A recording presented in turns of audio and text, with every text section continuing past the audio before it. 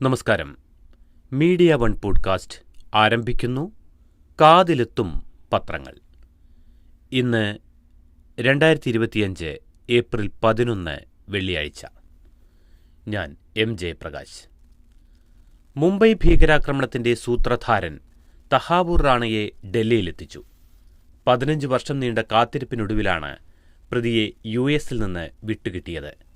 ഭീകര സംഘടനകൾക്കെതിരായ ഇന്ത്യയുടെ പോരാട്ടത്തിൽ ഇത് ചരിത്രദിനം. റാണയ്ക്ക് ഇന്ത്യൻ വിലങ്ങ് എന്നാണ് മലയാള മനോരമ നൽകിയിരിക്കുന്ന തലക്കെട്ട്. മറ്റു പത്രങ്ങളിലെല്ലാം ഇത് പ്രധാന വാർത്തയാണ്. പൂക്കോട് വെറ്റിനറി കോളേജ് വിദ്യാർത്ഥി സിദ്ധാർത്ഥന്റെ മരണത്തിൽ പ്രതികളായ 19 വിദ്യാർത്ഥികളെയും സർവകലാശാല പുറത്താക്കി.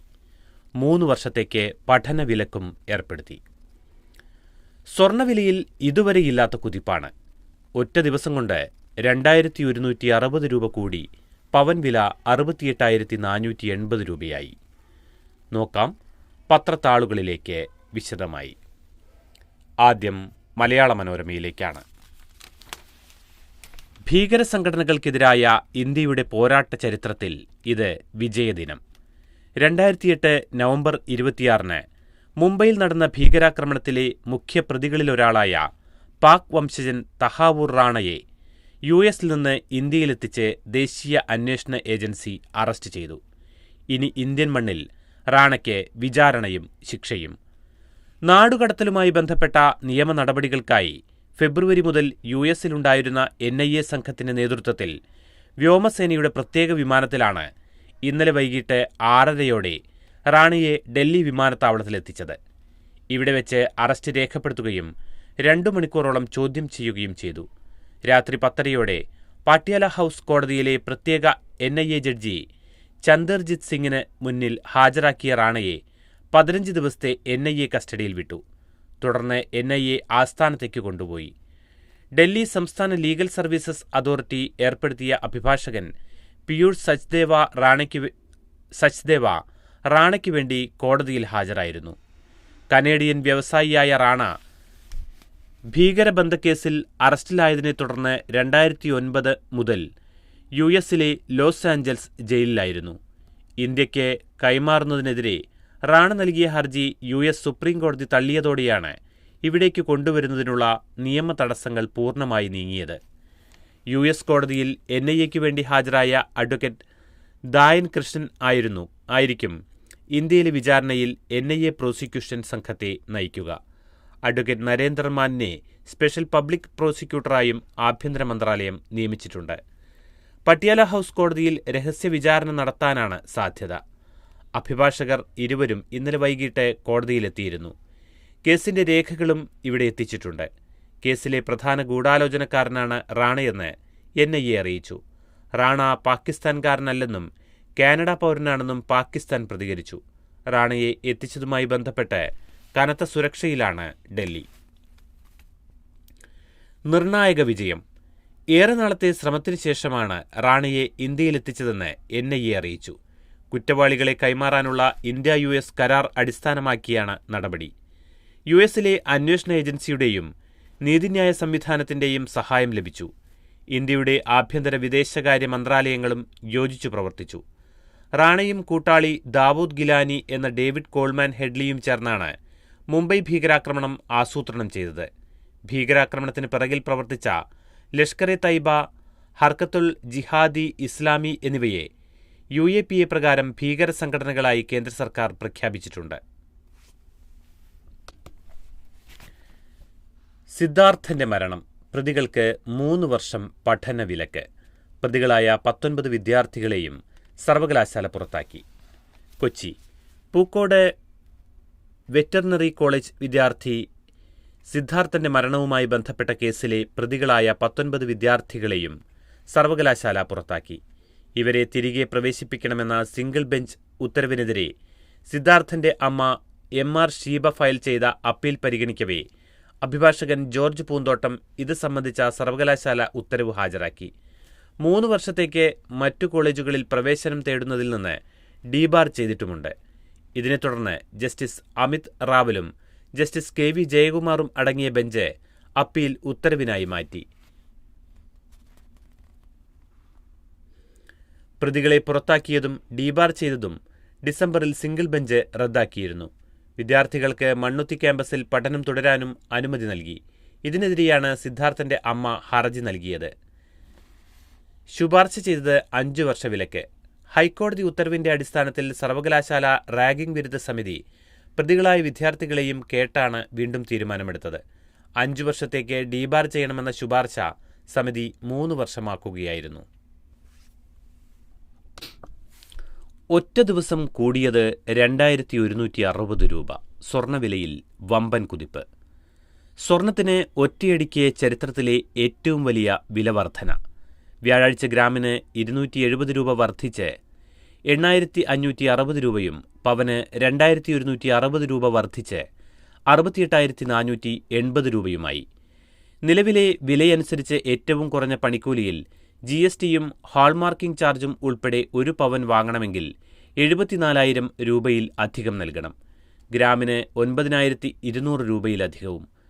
പണിക്കൂലി കൂടുന്നതിനനുസരിച്ച് വിലയും കൂടും. വില ഒറ്റയടിക്ക് ഇത്രയും ഉയരുന്നത് ആദ്യമാണ്. ഏപ്രിൽ 3 നിലവിലെ അതേ നിലവാരത്തിലെത്തി സ്വർണ്ണവില സർവകാല റെക്കോർഡ് രേഖപ്പെടുത്തിയിരുന്നു. US പ്രസിഡന്റ് ഡൊണാൾഡ് ട്രംപിന്റെ തീരുവ യുദ്ധമാണ് അന്താരാഷ്ട്ര സ്വർണ്ണവിലയിൽ ഒറ്റ ദിവസം കൊണ്ട് ഇത്രയും വർധനയ്ക്ക് കാരണമായത്. അന്താരാഷ്ട്ര സ്വർണ്ണവില ട്രോയ് ഔൺസിന് $3,126, രൂപയുടെ വിനിമയ നിരക്ക് 86.23 വില വലിയ തോതിൽ കുറയുമെന്ന പ്രതീക്ഷയിൽ അഡ്വാൻസ് ബുക്കിംഗ് എടുത്ത സ്വർണ്ണ വ്യാപാരികൾ വെള്ളിയാഴ്ചത്തെ കുതിപ്പിൽ വലിയ നഷ്ടത്തിലേക്ക് കൂപ്പുകുത്തി. കഴിഞ്ഞ 2 ദിവസത്തിനിടെ മാത്രം ഗ്രാമിന് 335 രൂപയും പവന് 2,680 രൂപയുമാണ് വർദ്ധിച്ചത്. 18 കാരറ്റ് സ്വർണം ഗ്രാമിന് 7,050 രൂപയും വെള്ളി ഗ്രാമിന് 105 രൂപയും എന്ന റെക്കോർഡ് നിരക്കിലാണ്. യഥാക്രമം 255 രൂപയും 3 രൂപയുമാണ് വർദ്ധിച്ചത്. ചൈനീസ് ഉൽപ്പന്നങ്ങളുടെ ഇറക്കുമതി ചുങ്കം ട്രംപ് 125% വരെ ഉയർത്തിയതോടെ ഇരു രാജ്യങ്ങൾക്കുമിടയിലെ തർക്കം സൃഷ്ടിച്ചേക്കാവുന്ന സാമ്പത്തിക അസ്ഥിരത മുന്നിൽ കണ്ട് വൻകിട നിക്ഷേപകർ സ്വർണത്തിലേക്ക് തിരിഞ്ഞതാണ് വിലവർധനയ്ക്ക് കാരണമായത്. ആഗോള വിപണിയിലെ ചലനങ്ങളും ഡോളറിനെതിരെ രൂപയുടെ വിനിമയ നിരക്ക് ഇടിയുന്നതും സ്വർണ്ണവിലയെ സ്വാധീനിക്കുന്നുണ്ട്. രൂപ ദുർബലമാകുന്തോറും സ്വർണത്തിന്റെ ഇറക്കുമതി ചെലവ് കൂടും. ഇത് വിലവർധനയ്ക്ക് കാരണമാകും. ആഗോള വ്യാപാര യുദ്ധം മുറുകിയാൽ വില ഇനിയും കൂടുമെന്നാണ് സൂചന. ഉരുൾ ദുരന്തം വായ്പ എഴുതിത്തള്ളുന്നത് കേന്ദ്രം പരിഗണിക്കണമെന്ന് ഹൈക്കോടതി. കേന്ദ്രം ഉത്തരവാദിത്തത്തിൽ നിന്ന് ഒഴിഞ്ഞുമാറുന്നു എന്ന് നിരീക്ഷണം. വയനാട് ദുരന്തബാധിതരുടെ ബാങ്ക് വായ്പകൾ ദുരന്ത നിവാരണ നിയമപ്രകാരം എഴുതിത്തള്ളുന്നത് കേന്ദ്ര സർക്കാരും ദേശീയ ദുരന്ത നിവാരണ അതോറിറ്റിയും പരിഗണിക്കണമെന്ന് ഹൈക്കോടതി. എഴുതിത്തള്ളാൻ ബാങ്കുകളെ നിർബന്ധിക്കാൻ റിസർവ് ബാങ്കിന് അധികാരമില്ലെങ്കിലും ദുരന്ത നിവാരണ നിയമത്തിലെ 13-ാം വകുപ്പ് പ്രകാരം പരിഗണിക്കാത്തതിലൂടെ കേന്ദ്രവും അതോറിറ്റിയും ഉത്തരവാദിത്തത്തിൽ നിന്ന് ഒഴിഞ്ഞുമാറുകയാണെന്ന് justice AK Jayasankaran Nambiar, justice S Eswar എന്നിവരടങ്ങുന്ന ഡിവിഷൻ ബെഞ്ച് വിലയിരുത്തി. കോവിഡ് കാലത്തുപോലും ചെയ്തിട്ടില്ലാത്ത വായ്പ എഴുതിത്തള്ളൽ വയനാട് ഉരുൾപൊട്ടൽ ദുരന്തബാധിതരുടെ കാര്യത്തിലും സാധ്യമല്ലെന്ന് കേന്ദ്ര സർക്കാർ അറിയിച്ചതിനെ തുടർന്നായിരുന്നു കോടതിയുടെ മറുപടി. വായ്പകൾ എഴുതിത്തള്ളാനാവില്ലെന്നും മൊറട്ടോറിയം ഏർപ്പെടുത്താമെന്നുമാണ് കേന്ദ്രം അറിയിച്ചത്. മറ്റുള്ളവരുടെ നിക്ഷേപങ്ങളാണ് ബാങ്കിലുള്ളത് എന്നതിനാൽ എഴുതിത്തള്ളാൻ റിസർവ് ബാങ്കിന്റെ മാർഗനിർദ്ദേശങ്ങൾ പാലിക്കേണ്ടതുണ്ട്. ഈ സാഹചര്യത്തിൽ വായ്പാ പുനഃക്രമീകരണമാണ് പ്രായോഗികമെന്നും additional solicitor general ARL Sundaresan വ്യക്തമാക്കി. കേന്ദ്രത്തിന്റെ വിശദീകരണത്തെ തുടർന്ന് കോവിഡ് പോലെയല്ല വയനാട്ടിലെ സാഹചര്യമെന്നും ദുരന്തബാധിതരുടെ വീടും സ്വത്തുക്കളും ഒഴുകിപ്പോയതാണെന്നും കോടതി ചൂണ്ടിക്കാട്ടി. വായ്പ തൽക്കാലം ഭൂരിഭാഗം ബാങ്കുകളും ഷൈലോക്കിയൻ രീതി സ്വീകരിച്ചപ്പോൾ ക്ഷേമരാഷ്ട്രത്തിന്റെ ചീഫ് എക്സിക്യൂട്ടീവ് എന്ന നിലയിൽ സർവ്വതും നഷ്ടപ്പെട്ട ദുരന്തബാധിതരുടെ സഹായത്തിന് കേന്ദ്ര സർക്കാർ വരുമെന്നാണ് പ്രതീക്ഷിച്ചത്. തീവ്ര ദുരന്തമാണെന്ന് കേന്ദ്രം തന്നെ അംഗീകരിച്ചിട്ടുണ്ട്. അതിനാൽ ദുരന്ത നിവാരണ നിയമം പരിഗണിച്ച് നടപടി സ്വീകരിക്കണം. കേരള ബാങ്ക് 4.98 കോടി രൂപയുടെ വായ്പ എഴുതിത്തള്ളിയിട്ടുണ്ടെന്നും കോടതി വ്യക്തമാക്കി. വായ്പകൾക്ക് മൊറട്ടോറിയം നൽകുന്നതിനെ സംസ്ഥാനതല ബാങ്കേഴ്സ് സമിതി യോഗത്തിൽ മുഖ്യമന്ത്രി പിണറായി വിജയൻ അനുകൂലിച്ചുവെന്ന കേന്ദ്ര സർക്കാർ വാദം സംസ്ഥാനം തള്ളി. കണ്ണൂരിൽ കെട്ടിടത്തിൽ കുടുങ്ങിയ കുരുവിയെ രക്ഷിച്ച വാർത്ത തലക്കെട്ടിലൂടെ മാധ്യമം ശ്രദ്ധേയമാക്കുന്നു. നിയമക്കൂട്ടിൽ നിന്ന് കുരുവിക്ക് മോചനം എന്ന തലക്കെട്ട്. കോടതി മുദ്രവെച്ച കടയുടെ ചില്ലുകൂട്ടിലകപ്പെട്ട അങ്ങാടിക്കുരുവിക്ക് 2 ദിവസത്തിനു ശേഷം മോചനം. വ്യാപാരികൾ തമ്മിലുള്ള തർക്കം മൂലം തുറക്കാൻ കഴിയാതെ കിടന്ന കടയുടെ ഷട്ടറിനു മുന്നിലെ ചില്ലുകൂട്ടിനുള്ളിലാണ് കുഞ്ഞുജീവൻ കുടുങ്ങിപ്പോയത്. ജില്ലാ കളക്ടറുടെ ഇടപെടലിൽ ജില്ലാ sessions and principal judge KT Nisar Ahmed സ്ഥലത്തെത്തി വൻ ജനക്കൂട്ടത്തെ സാക്ഷിയാക്കി പൂട്ടു തുറന്ന് കുരുവിയെ സ്വതന്ത്രമാക്കി. ചൊവ്വാഴ്ച വൈകിട്ടാണ് ചില്ലുകൂടിനു മുകളിലെ വിടവിലൂടെ കുരുവി അകത്തു കയറിയത്. തിരിച്ചിറങ്ങാൻ കഴിയാതായതോടെ ബഹളമായി. ശബ്ദമുണ്ടാക്കിയതോടെയാണ് നാട്ടുകാരുടെ ശ്രദ്ധ പതിഞ്ഞത്. കേസിലായതിനാൽ ഫയർഫോഴ്സിനും നാട്ടുകാർക്കും കട തുറന്ന് കുരുവിയെ രക്ഷിക്കാനായില്ല. നാട്ടുകാർ നൂലിൽ കെട്ടി വെള്ളവും ഭക്ഷണവും നൽകി. സംഭവം ശ്രദ്ധയിൽപ്പെട്ട കലക്ടർ അരുൺ K. വിജയൻ ഇടപെടുകയായിരുന്നു. തുടർന്ന് ഹൈക്കോടതി ജഡ്ജിമാരുമായി സംസാരിച്ചതിന് ശേഷം ജില്ലാ ജഡ്ജി ഉളിക്കലിൽ നേരിട്ടെത്തി. മുദ്രവെച്ച കടയുടെ പൂട്ടു തുറന്ന് കൗണ്ടറിലെ ചില്ലുകൂടിനകത്ത് പെട്ടുപോയ കുരുവിയെ പുറത്തുവിടുകയായിരുന്നു. കുരുന്നുജീവൻ രക്ഷിക്കാൻ നാട്ടുകാർ നടത്തിയ ഇടപെടൽ സമൂഹത്തിന് മാതൃകയാണെന്നും എല്ലാ കാര്യത്തിലും ഇങ്ങനെയാകണമെന്നും ജഡ്ജി നിസാർ അഹമ്മദ് പറഞ്ഞു. ഇരിട്ടി തഹസിൽദാർ CP പ്രകാശൻ അടക്കമുള്ളവരും സ്ഥലത്തെത്തിയിരുന്നു. അന്വേഷണത്തിനെത്തിയ പോലീസുകാർക്ക് വെട്ടേറ്റു. മാതാവും മകനും പിടിയിൽ. വയനാട് SP-യുടെ സ്ക്വാഡിലെ CP ഒമാർക്കാണ് വെട്ടേറ്റത്. കാരശ്ശേരി വലിയ പറമ്പിൽ വീട്ടിൽ മോഷണക്കേസുമായി ബന്ധപ്പെട്ട അന്വേഷണത്തിനെത്തിയ പോലീസുകാർക്ക് വെട്ടേറ്റു. വയനാട് SP-യുടെ സ്ക്വാഡിലെ CPOമാരായ ഷാലു, നൌഫൽ എന്നിവർക്കാണ് വെട്ടേറ്റത്.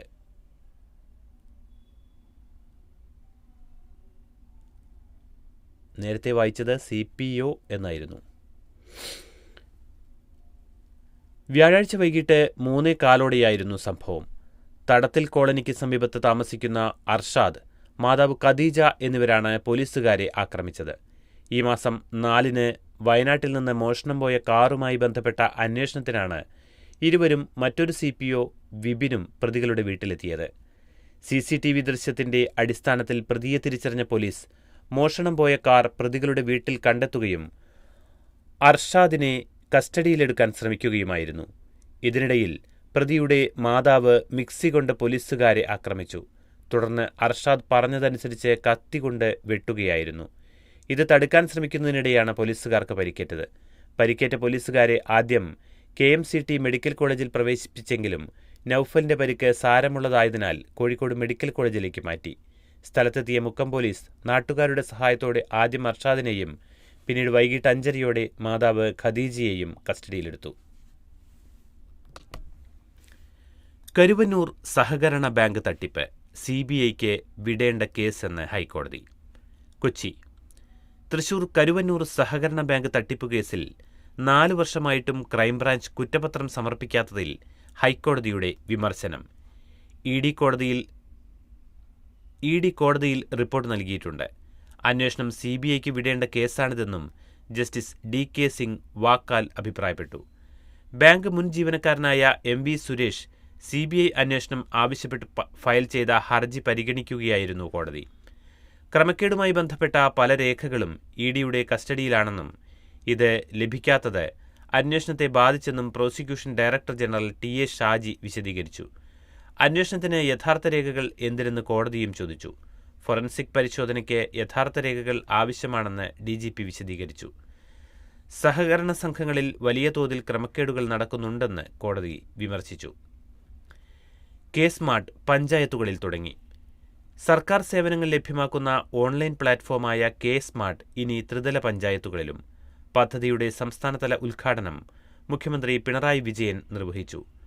അപേക്ഷകരുടെ ന്യായമായ പ്രശ്നങ്ങൾ പരിഹരിക്കില്ലെന്ന വാശിയോടെയിരിക്കുന്ന ചില ദുർമുഖങ്ങൾ സർക്കാർ ഓഫീസുകളിലുണ്ടെന്നും അത് മാറ്റിയെടുക്കാനാണ് സർക്കാർ ശ്രമമെന്നും മുഖ്യമന്ത്രി ഉദ്ഘാടന പ്രസംഗത്തിൽ പറഞ്ഞു. തീരുവ മരവിപ്പിക്കും മുൻപ് ഓഹരി നിക്ഷേപകർക്ക് ട്രംപിന്റെ വിവാദ ഉപദേശം. വാങ്ങാൻ പറ്റിയ സമയം. നേട്ടം കൊയ്തത് ട്രംപിന്റെ കമ്പനിയും ഉപദേശം അനുസരിച്ചവരും. ന്യൂയോർക്ക്. പകരം തീരുവയിൽ തകർന്നടിഞ്ഞ ഓഹരി വിപണി. തീരുമാനം മരവിപ്പിക്കുന്നതോടെ തിരിച്ചുകയറുമെന്നറിയാവുന്ന US പ്രസിഡന്റ് ഡൊണാൾഡ് ട്രംപ് നേരത്തെ ടിപ്പ് നൽകിയത് വിവാദമായി. ട്രംപിന്റെ സ്വന്തം കമ്പനിയും അവസരം മുതലാക്കി. ബി കൂൾ വാങ്ങാൻ പറ്റിയ സമയം DJT എന്നായിരുന്നു സ്വന്തം സമൂഹമാധ്യമ പ്ലാറ്റ്ഫോമിൽ ബുധനാഴ്ച രാവിലെ 9:30 ട്രംപിന്റെ പോസ്റ്റ്. 4 മണിക്കൂറിന് ശേഷം ചൈനയ്ക്കൊഴികെ പകരത്തീരുവ 90 ദിവസത്തേക്ക് മരവിപ്പിക്കുകയാണെന്ന പ്രഖ്യാപനം നടത്തി.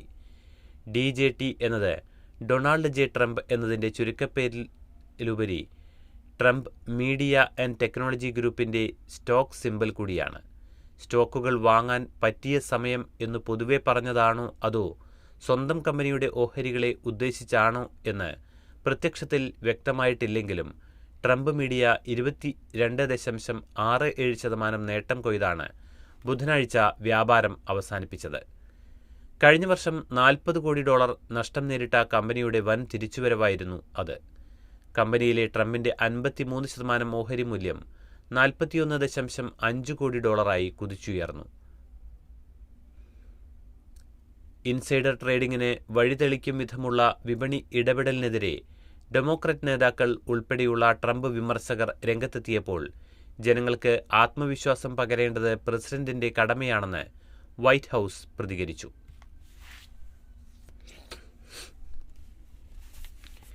ഇങ്ങനെയൊക്കെ റാഞ്ചാമോ? ഡിപ്പാർട്ട്മെന്റ് ടെസ്റ്റിനെത്തിയ യുവതിയുടെ ഹാൾ ടിക്കറ്റ് പരുന്തുറാഞ്ചി.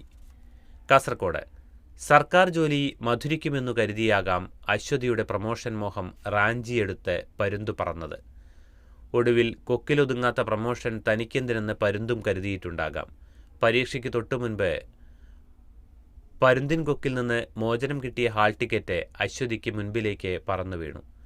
റവന്യൂ വകുപ്പിൽ ജോലി ചെയ്യുന്ന നീലേശ്വരം തൈക്കടപ്പുറം സ്വദേശിനി അശ്വതിയുടെ പ്രമോഷൻ ഏറെ നേരം ആകാശത്ത് പരുന്തിൻ്റെ കൊക്കിലങ്ങനെ തൂങ്ങിയാടി. വകുപ്പുതല പ്രമോഷനുള്ള ഡിപ്പാർട്ട്മെന്റ് ടെസ്റ്റ് എഴുതാൻ കാസർകോട് ഗവൺമെന്റ് UP സ്കൂളിലെ സെന്ററിലെത്തിയതായിരുന്നു അശ്വതി. രാവിലെ 7:30 മുതൽ 9:30 വരെയായിരുന്നു പരീക്ഷ. ബാഗ് സ്ട്രോങ് റൂമിൽ വെച്ച് പുറത്തിറങ്ങിയപ്പോഴാണ് കയ്യിലിരുന്ന ഹാൾ ടിക്കറ്റ് പരുന്തുറാഞ്ചിയത്. സ്കൂൾ കെട്ടിടത്തിന്റെ മേൽക്കൂരയിലാണ് അതുമായി പോയിരുന്നത്. അശ്വതിയും കൂടെയുള്ളവരും പല തന്ത്രങ്ങളും പയറ്റിയെങ്കിലും പരുന്ത് പ്രതികരിച്ചു പോലുമില്ല. പരീക്ഷയ്ക്ക് തൊട്ടുമുൻപ് തിരികെ പോകാൻ തുടങ്ങുമ്പോഴാണ് ഹാൾ ടിക്കറ്റ് അശ്വതിക്ക് മുൻപിലേക്ക് പറന്നിറങ്ങിയത്. കൊക്കിലിരുന്ന കടലാസിന് സ്വപ്നങ്ങളുടെ വിലയുണ്ടെന്ന് മനസ്സിലാക്കിയിട്ടാകാം പരുന്ത് അത് ഉപേക്ഷിച്ചത്. സമയത്ത് ഹാൾ ടിക്കറ്റ് കിട്ടിയതുകൊണ്ട് പരീക്ഷ എഴുതിയിട്ടാണ് അശ്വതി മടങ്ങിയത്. വേനൽ മഴ സഹായിച്ചു, വൈദ്യുതി ഉപഭോഗം കൂടിയില്ല. വാർത്ത കേരള കൗമുദിയിലാണ്. ഇലക്ട്രിക് വാഹനങ്ങളുടെയും AC-യുടെയും ഉപയോഗം വർദ്ധിച്ചെങ്കിലും മുൻവർഷത്തെ അപേക്ഷിച്ച് സംസ്ഥാനത്ത് വൈദ്യുതി ഉപഭോഗം കൂടിയില്ല. വേനൽ മഴ പ്രതീക്ഷിച്ചതിലും ഇരട്ടി ലഭിച്ചതാണ് ഗുണമായത്. പകൽ കനത്ത ചൂടാണെങ്കിലും ഉച്ചകഴിഞ്ഞ് മിക്ക ദിവസങ്ങളിലും മഴ പെയ്തതിനാൽ പീക്ക് സമയത്തെ വൈദ്യുതി ഉപഭോഗം കാര്യമായി വർദ്ധിച്ചില്ല. 95.1538 ദശലക്ഷം യൂണിറ്റായിരുന്നു ഇന്നലെ വൈദ്യുതി ഉപയോഗം. ഇതിൽ 73.513 ദശലക്ഷം യൂണിറ്റും പുറത്തുനിന്ന് വാങ്ങിയതാണ്. 21.6408 ദശലക്ഷം യൂണിറ്റാണ് ആഭ്യന്തര ഉൽപ്പാദനം. 8.74 ദശലക്ഷം യൂണിറ്റ് ഇടുക്കി ജലവൈദ്യുത പദ്ധതിയിൽ നിന്നും 3.1125 ദശലക്ഷം യൂണിറ്റ് ശബരീരി പദ്ധതിയിൽ നിന്നുമാണ്. വേനൽക്കാലത്ത് പ്രതിദിനം 10 ദശലക്ഷം യൂണിറ്റിന് മുകളിൽ ഉൽപ്പാദിപ്പിച്ചിരുന്ന ഇടുക്കിയിൽ ഇപ്പോഴത് 6 ദശലക്ഷം യൂണിറ്റിൽ താഴെയാണ്. 6 ജനറേറ്ററും നിലവിൽ പ്രവർത്തനക്ഷമമാണ്. സംസ്ഥാനത്തെ അണക്കെട്ടുകളിൽ മുൻവർഷത്തേക്കാൾ 3% ജലനിരപ്പ് കൂടുതലുണ്ട്. തീരുവ യുദ്ധത്തിൽ 90 ദിവസം ഇളവ്. ഇന്ത്യയ്ക്ക് ആശ്വാസം, അനിശ്ചിതത്വം ബാക്കി. ഇന്ത്യ-US ഉഭയകക്ഷി വ്യാപാര കരാറിന്റെ ഭാവിയെക്കുറിച്ച് ആശങ്കകൾ. തീരുവ യുദ്ധത്തിൽ 90 ദിവസത്തെ ഇളവ് കിട്ടിയതിൽ ഇന്ത്യയ്ക്ക് ആശ്വസിക്കാമെങ്കിലും മുന്നോട്ടുള്ള യാത്ര അനിശ്ചിതത്വം നിറഞ്ഞതാണ്. US-ഉമായി ചർച്ചയ്ക്ക് തയ്യാറാകുന്ന രാജ്യങ്ങളെപ്പോലും അശ്ലീല പരാമർശം ഉപയോഗിച്ച് ട്രംപ് പരിഹസിക്കുക കൂടി ചെയ്തതോടെ ഇന്ത്യ-US ഉഭയകക്ഷി വ്യാപാര കരാറിന്റെ ഭാവിയെക്കുറിച്ചും ആശങ്കകൾ ഉയരുന്നുണ്ട്. എത്രയും വേഗം വ്യാപാര ചർച്ച പൂർത്തിയാക്കി കരാർ യാഥാർത്ഥ്യമാക്കുകയാണ് കേന്ദ്രത്തിന്റെ ലക്ഷ്യം. തീരുവ ഭീഷണി നിലനിൽക്കുന്നതിനാൽ ചർച്ചയിൽ ഇന്ത്യ കാര്യമായ വിട്ടുവീഴ്ചകൾ നടത്തേണ്ടി വന്നേക്കാം. യുഎസിന്റെ സമ്മർദ്ദത്തിൽ ഇന്ത്യ വീണുപോകരുതെന്നാണ് വിദഗ്ധർ നൽകുന്ന മുന്നറിയിപ്പ്. ഈ വർഷം അവസാനം കരാർ യാഥാർത്ഥ്യമാകുകയെന്നുപോലും പറയാൻ കഴിയില്ലെന്നാണ് പ്രമുഖ സാമ്പത്തിക ശാസ്ത്രജ്ഞനും ട്രംപിന്റെ വിമർശകനുമായ ജെഫ്രി സാക്സ് കഴിഞ്ഞ ദിവസം പറഞ്ഞത്. ഇന്ത്യയുടെ കൃഷി, ഓട്ടോമൊബൈൽ, ഫാർമ രംഗങ്ങൾക്ക് വെല്ലുവിളിയാകാം എന്നതിനാൽ വ്യാപാര കരാറിൽ ഏർപ്പെടുന്നത് ഒഴിവാക്കണമെന്നാണ് ഗവേഷണ സ്ഥാപനമായ ഗ്ലോബൽ ട്രേഡ് റിസർച്ച് ഇനീഷ്യേറ്റീവ് ഇന്നലെ മുന്നറിയിപ്പ് നൽകിയത്. തീരുമാനങ്ങൾ അടിക്കടി മാറ്റുന്ന യുഎസിനെ ഉഭയകക്ഷി ചർച്ചയിൽ ഇനി എത്രത്തോളം വിശ്വസിക്കാമെന്ന ചോദ്യവുമുണ്ട്. 26% തീരുവ ഉടൻ നടപ്പാകില്ലെങ്കിലും 10% എന്ന അധിക തീരുവ നിലവിൽ പ്രാബല്യത്തിലായിക്കഴിഞ്ഞു. എന്തായിരുന്നു ലക്ഷ്യം? പകരം തീരുവ ഏർപ്പെടുത്തുന്നതിൽ 90 ദിവസം കാലതാമസം ഏർപ്പെടുത്താൻ നേരത്തെ തന്നെ യുഎസിന് പദ്ധതിയുണ്ടായിരുന്നു എന്നാണ് പുറത്തുവരുന്ന വിവരം. അങ്ങനെയെങ്കിൽ തീരുവ ചുമത്തുകയെന്നതിനു പകരം രാജ്യങ്ങളെ ഭയപ്പെടുത്തി കാൽക്കീഴിലെത്തിക്കുകയെന്ന നയമാണ് യുഎസ് നടപ്പാക്കിയത്. ആരൊക്കെ തിരിച്ചടിക്കുമെന്നും ആരൊക്കെ കാൽക്കൽ വീഴുമെന്നും തിരിച്ചറിയാനുള്ള പരീക്ഷണമായിരുന്നു ട്രംപിൻ്റേത്. കാൽക്കീഴിലെത്തിച്ച സ്ഥിതിക്ക് ഭൂരിഭാഗം രാജ്യങ്ങൾക്കും യുഎസിന്റെ വിവിധ ആവശ്യങ്ങൾക്ക് വഴങ്ങേണ്ടി വന്നേക്കാം. തിരിച്ചടി തീരുവ നടപ്പാക്കിയതിന്റെ പേരിൽ ചൈനയ്ക്ക് മേൽ തീരുവ കൂട്ടിയപ്പോൾ യുഎസിനെതിരെ തിരിച്ചടി തീരുവ പ്രഖ്യാപിച്ച യൂറോപ്യൻ യൂണിയന് ഇളവ് നൽകുകയാണ് ചെയ്തത്. അതുകൊണ്ട് ചൈനയെ ഒറ്റപ്പെടുത്തുകയെന്ന യുഎസ് ലക്ഷ്യവും ഇതിനു പിന്നിലുണ്ടാകാം. ചൈനയ്ക്കു പകരമാകുമോ? ചൈനയ്ക്കെതിരെ യുഎസിന്റെ തീരുവയുദ്ധം തുടരുന്നത് ഇന്ത്യക്ക് ഗുണമാകുമെന്ന് വിലയിരുത്തുന്നവരുണ്ട്. അവിടുത്തെ പല കമ്പനികളും താരതമ്യേന തീരുവ കുറഞ്ഞ ഇന്ത്യയിലേക്ക് ഫാക്ടറികൾ മാറ്റിസ്ഥാപിക്കുമെന്നതാണ് ഈ ചിന്തയ്ക്ക് പിന്നിൽ. എന്നാൽ യുഎസിൽ അല്ലാതെ മറ്റൊരു രാജ്യത്തും ഉൽപ്പാദന ശൃംഖല വളരുന്നതിൽ ട്രംപിന് താൽപ്പര്യമില്ല. അതുകൊണ്ട് ചൈനയ്ക്ക് പകരക്കാരനാകാമെന്ന ഇന്ത്യയുടെ സ്വപ്നത്തിന് വലിയ ആയുസ്സില്ല. ചൈനയുമായുള്ള തീരുവയുദ്ധം യുഎസ് ഒറ്റ രാത്രി കൊണ്ട് പിൻവലിച്ചെന്നും വരാം. കാരണം ചൈനയിൽ നിന്നുള്ള ഇറക്കുമതി പാടെ ഒഴിവാക്കി മുന്നോട്ടു പോകുക യുഎസിന് എളുപ്പമാകില്ല. ഇത്രയും അനിശ്ചിതത്വങ്ങൾക്കിടയിൽ ഇന്ത്യക്ക് എത്രത്തോളം വമ്പൻ നയതീരുമാനങ്ങൾ സ്വീകരിക്കാൻ കഴിയുമെന്നും സംശയമുണ്ട്. ചൈനയെപ്പോലെയുള്ള രാജ്യങ്ങളിൽ ഉൽപ്പാദിപ്പിക്കുന്ന ഉൽപ്പന്നങ്ങൾ ഇന്ത്യയിലെത്തിച്ച ശേഷം ഇവിടെ നിന്ന് കുറഞ്ഞ തീരുവ നൽകി കയറ്റി അയക്കുന്നതിനെതിരെയും കേന്ദ്രം കയറ്റുമതിക്കാർക്ക് മുന്നറിയിപ്പ് നൽകിയിട്ടുണ്ട്. ഇത് യുഎസിനെ പ്രകോപിപ്പിച്ചേക്കാം എന്നാണ് വിലയിരുത്തൽ.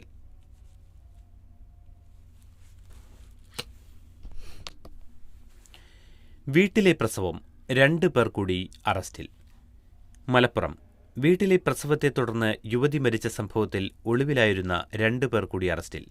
പ്രസവമെടുത്ത ഒതുക്കുങ്കൽ തെക്കേത്തൂമ്പത്ത് വീട്ടിൽ ഫാത്തിമ, മകനും സഹായിയുമായ അബൂബക്കർ സിദ്ദിഖ് എന്നിവരെയാണ് പോലീസ് അറസ്റ്റ് ചെയ്തത്.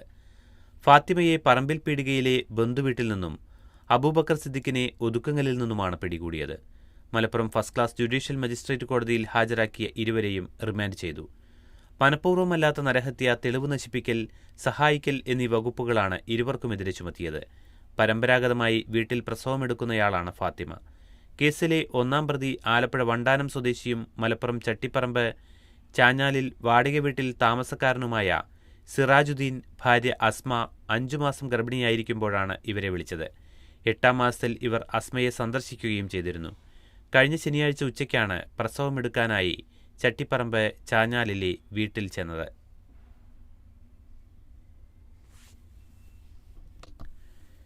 കേരളത്തിലേക്ക് ലഹരിക്കടത്ത്, യുഗാണ്ടൻ യുവതി പിടിയിൽ. അരീക്കോട് കേരളത്തിലേക്ക് ലഹരി കടത്തുന്ന യുഗാണ്ടൻ സ്വദേശിനി നാക്കുബുറെ ടിയോപിസ്റ്റയെ പ്രത്യേക അന്വേഷണ സംഘം ബംഗളൂരുവിൽ നിന്ന് പിടികൂടി. ഇൻസ്പെക്ടർ വി സിജിത്തിന്റെ നേതൃത്വത്തിലുള്ള സംഘം ഇലക്ട്രോണിക് സിറ്റിയിലെ ഫ്ളാറ്റിൽ നിന്നാണ് കസ്റ്റഡിയിലെടുത്തത്. നേരത്തെ 196 ഗ്രാം MDMA-യുമായി പിടികൂടിയ സംഘത്തിൽ നിന്നുള്ള വിവരത്തിന്റെ അടിസ്ഥാനത്തിലായിരുന്നു അന്വേഷണ സംഘത്തിന്റെ നീക്കം. ഇതോടെ കേസിൽ അറസ്റ്റിലായവരുടെ എണ്ണം 5ആയി. മാർച്ച് 26-ന് 196 ഗ്രാം MDMA-യുമായി പൂവത്തിക്കൽ സ്വദേശി അബ്ദുൽ അസീസ് എന്ന അറബി അസീസ്, എടവണ്ണ മുണ്ടേങ്ങര ഷമീർ ബാബു എന്നിവരെ പോലീസ് അറസ്റ്റ് ചെയ്തിരുന്നു. ബംഗളൂരുവിൽ നിന്ന് എത്തിച്ച ലഹരിമരുന്ന് വിൽക്കാൻ ശ്രമിക്കുന്നതിനിടെയാണ് ഇരുവരും പോലീസിന്റെ വലയിലായത്.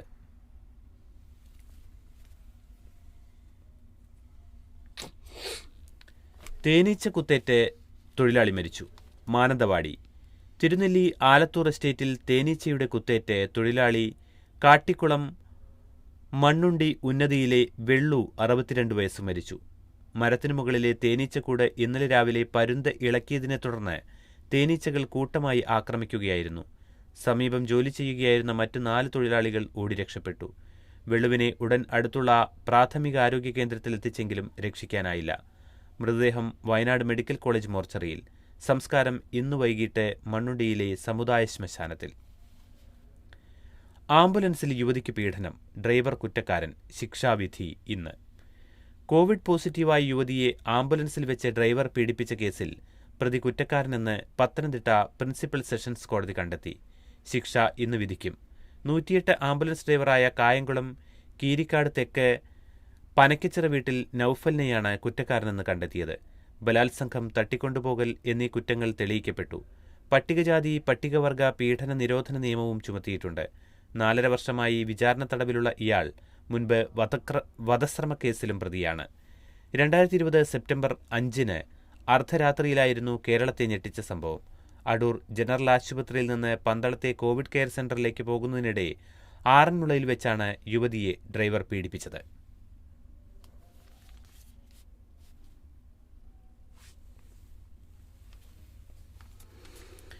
കൂടൽമാണിക്യം ക്ഷേത്രം കഴകം തസ്തികയിലേക്ക് പുതിയ നിയമനം.